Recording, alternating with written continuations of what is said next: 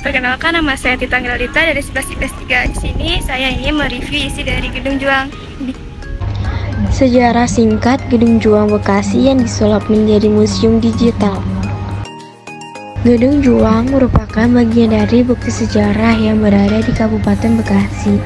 Gedung ini dapat dikatakan sebagai saksi bisu atas perlawanan para pemuda Indonesia. Namun, kini Gedung Juang disulap menjadi museum di mana semua benda dan sejarah yang terdapat dalam bangunan ini dikemas secara modern dan serba digital. Mari simak sejarah singkat Gedung Juang yang kemudian disulap menjadi museum digital. Gedung Juang atau yang dikenal sebagai dengan sebutan Gedung Tinggi terletak di Jalan Sultan Hasanuddin nomor 39 Setiadharma, Kecamatan Tambun Selatan, Kabupaten Bekasi. Bangunan ini awalnya merupakan bangunan milik seorang bangsawan Cina. Gedung ini mengalami 2 tahap pembangunan, yakni pada tahun 1909 sampai 1910, yang kemudian dilanjutkan pada tahun 1925. Dulunya gedung ini digunakan sebagai tempat tinggal sekaligus tempat untuk memantau perkebunan dan pertanian milik mereka.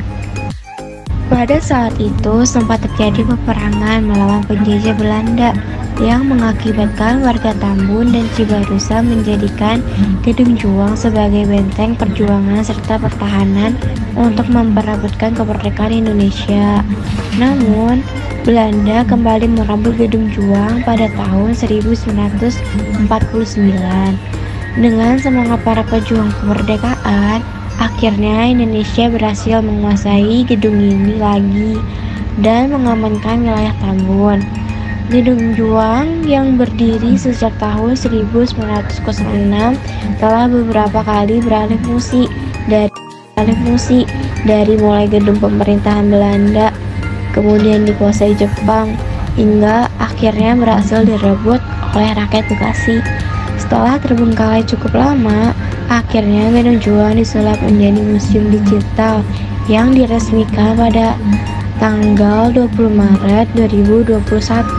Museum ini merupakan museum Bekasi pertama yang mengusung konsep teknologi digital dan modern. Pemerintah melakukan penataan kembali Gedung Juang sebenarnya tidak ada alasan yang spesifik, hanya saja karena Gedung Juang mengandung banyak sejarah, akan menjadi salah satu ikon kebanggaan warga Bekasi sekaligus untuk mengenang sejarah perjuangan warga Bekasi dalam memperjuangkan kemerdekaan Indonesia.